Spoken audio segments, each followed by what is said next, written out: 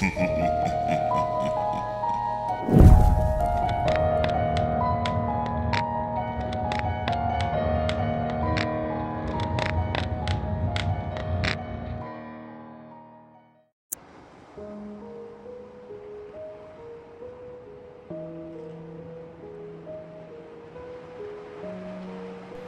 stared up and into the heavens. Stars dotted the evening sky like little white splotches of paint haphazardly splattered across a black canvas by some wannabe artist believing himself to be the second coming of Jackson Pollock. It reminded me of the type of piece one might find in a terrible surrealist art gallery. One where pretentious hipsters sip $2 chuck out of plastic cups, all the while hoping their idiotic interpretations of each exhibit will make each other think that they're more intelligent than they actually are. On a nearly moonless night, the tiny twinkling specks of light were the only thing illuminating the darkness brought on by dusk. I had grown to look forward to nightfall. The days had become unbearable due to the constant bombardment of UV rays that I had been forced to endure. The evening's cool air tinted to my damaged skin and gave me reprieve from the daily beatings I took from the sun. The night also provided constellations, which had become a welcome distraction. The stars told stories that helped me forget about the decrepit old lifeboat in the middle of the ocean that I was currently stranded in. I barely noticed the commercial fishing boat as it approached my dinghy, a testament to how far gone my mind had become from the weeks of isolation out at sea. Even to this day, I don't know how they managed to spot my tiny boat shrouded in the vast darkness of the open ocean. Hey there! Are you okay? The young man was looking down at me from the bow of the ship. His piercing blue eyes almost glowed in contrast to the black sky behind him. Upon further inspection, I could see the whiskers that had begun to sprout from his face, a result of going days without shaving while out on the water. As he scratched his stubbly chin, more of the crews crowded around the front of the boat to take a gander at me. I suppose a half-dead man marooned out at sea was the strangest sight that they'd seen in quite a while. An honor I would hold for only the briefest of moments. He's alive! One of the fishermen shouted. Let's get him up here, now! As I watched the crew frantically buzz around the ship's deck like a bunch of worker bees, trying to figure out how to bring me aboard, a laugh escaped my mouth. Not a loud, bellowing one, mind you. Just a tiny giggle. It was the irony of the situation that I found comical. Perhaps that last little chuckle was the humor center of my brain finally fading from the weeks of emotional agony that I had sustained. Going out not with a bang, but with a whimper. Just a tiny giggle. It started with a loud crash across the starboard side of their boat. The fishermen struggled to retain their footing when the powerful impact caused their vessel to rock onto its side, nearly capsizing it.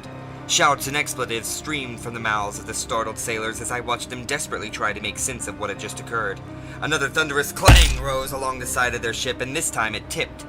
The once silent ocean air was now filled with the sounds of chaos as the trawler smashed across the surface of the sea, flipping completely upside down and sending the men toppling overboard into the cold, murky water. I struggled to lift my head in order to peer over the side of my dinghy at the anarchy taking place around me. The fishermen barely had a chance to breach and catch their breaths before I began pulling them back down into the abyss. Their panic quickly intensified as one by one, they started to realize their crewmates were disappearing into the deep, dark sea. You've never truly experienced pandemonium until you've heard a dozen grown men screaming for their lives in the middle of the ocean, only to have each and every one of them silenced.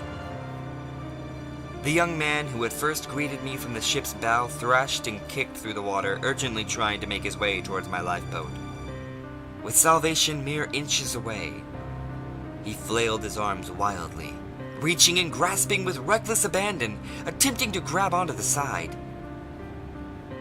I watched the hope in those piercing blue eyes of his turn to hopelessness as a black, sludge-covered tentacle wrapped itself around his ankle and yanked him back down under with one quick jerk. It was the fishing boat's turn now.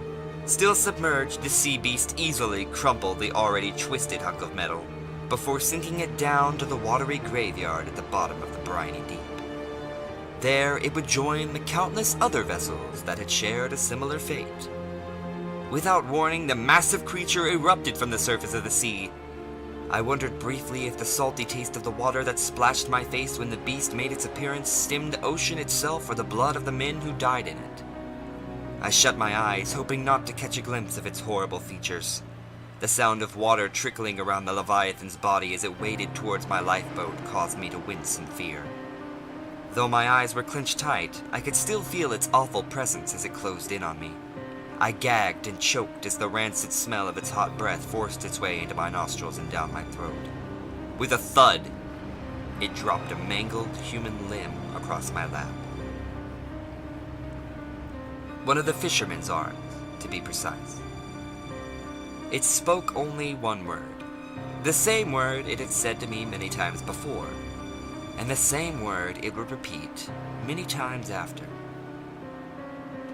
Eat.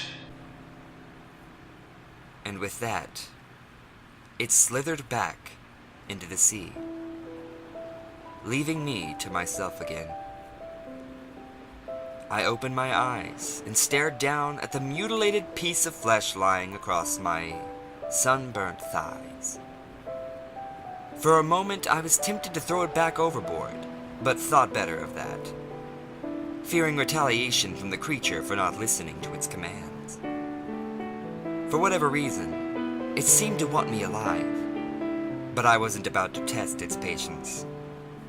I sunk my teeth into the skin and tore a chunk of muscle from the bone. It had been a week since I had last eaten.